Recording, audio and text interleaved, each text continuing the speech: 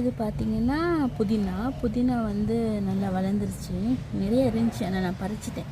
தக்காளி கண்டு நட்டு வச்சுருக்கேன். இது உருளைக்கிழங்கு, வீட்டுக்கு வாங்கிட்டு வந்த உருளைக்கிழங்கு பார்த்திங்கன்னா முளைச்சிருந்துச்சு. அதை கொண்டாந்து இங்கே நட்டு விட்டு அது கண்டு இங்கே பாருங்கள், குட்டி கண்டு கூட இருக்குது. இந்த குட்டி இது கொஞ்சம் வளர்ந்துருச்சு. இது குடமிளகாய், கடையிலேருந்து வாங்கிட்டு வந்த விதையை கொண்டாந்து போட்டு முளைச்சிருச்சு. கத்திரிக்காய் கண்டு நட்டு விட்டுருக்கேன். அதில் பப்பாளி கண்டு ஒன்று வருது. இதில் பார்த்திங்கன்னா கங்கும் கீரை வீட்டுக்கு தேவையானது பயன்படுத்திக்கலாம். இங்கே மிளகாய் விதை போட்டிருக்கு, அது லேசாக முளைச்சி வந்துக்கிட்டு இருக்கு. இதுவும் ஒரு குடமிளகாய், கத்திரிக்காய் செடி, அப்புறம் பார்த்திங்கன்னா கங்கும் இங்கே நட்டு விட்டுருக்கேன். இப்போ தான் இது வந்து பச்சை மிளகாய், வீட்டில் இருந்த விதையை எடுத்து போட்டேன், முளைச்சி வந்துருச்சு. இங்கே பார்த்திங்கன்னா கங்கும் நல்ல தரதலன்னு இருக்குது, பயன்படுத்தலாம் சாப்பாட்டுக்கு. மஞ்சள் நல்லா வளர்ந்து வந்துட்டான், பார்த்திங்களா அது பெருசாக இருக்கிறான்ட்டு. என்னை விட உயரமாக இருக்கிறான். வெண்டிக்காய் செடி இது பாருங்கள், நிறைய பறிச்சிட்டேன். பக்கத்துலேயே இஞ்சி. இது வந்து பார்ஸ்லி, சைனீஸ் சாப்பாடில் இதெல்லாம் ரொம்ப அதிகமாக பயன்படுத்துறது.